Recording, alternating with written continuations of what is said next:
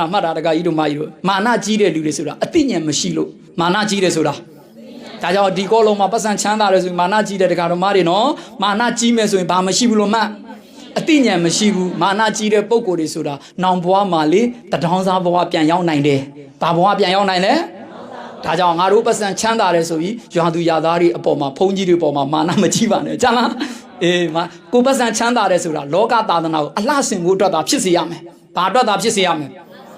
ကိုရွာမှာဆင်းရဲတဲ့ရွာသူရွာသားတွေရှိတယ်ဟာမြေပဲစိုက်ဖို့မျိုးစေ့မရှိလို့မျိုးစေ့တပုံးလောက်မျိုးစေ့တပြီလေးလောက်အမားကြီးကုညီပါဆိုကိုကပတ်စံချမ်းသာရင်ကိုရွာသူရွာသားချင်းချင်းကုညီနိုင်ရမှာ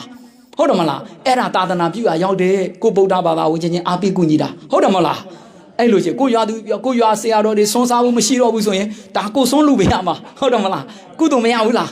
ဒါဥပမာပြောတာကိုပတ်စံချမ်းသာတယ်ဆိုပြီးကိုပဲကာမဂုဏ်ခံစားကားကောင်းစားတွေလဲစီဆရာတော်တန်ဃာတော်တွေပြစ်ထားကိုရင်လေးတွေကိုပြစ်ထားရွာသူရွာသားဆင်းရဲမွဲတည်တဲ့လူတွေကိုမျိုးစေ့တွေတပြီတဘူးလောက်မှမထောက်ပံ့ဘူးဆိုရင်ကိုချမ်းသာတာဟာအဓိပ္ပာယ်ရှိပါမလားဒါကြောင့်မိမိချမ်းသာခြင်းဟာလောကသာသနာတော်ကြီးကိုအလှဆင်ဖို့အတွက်ဆိုရင်နိဗ္ဗာန်ရောက်ကြောင်းမဖြစ်သွားဘူးလားအဲ့ဒီလိုလေးလည်းမှတ်စေခြင်းလေးတဲ့ဟုတ်တယ်မလားအဲ့လိုလေးမှတ်တာ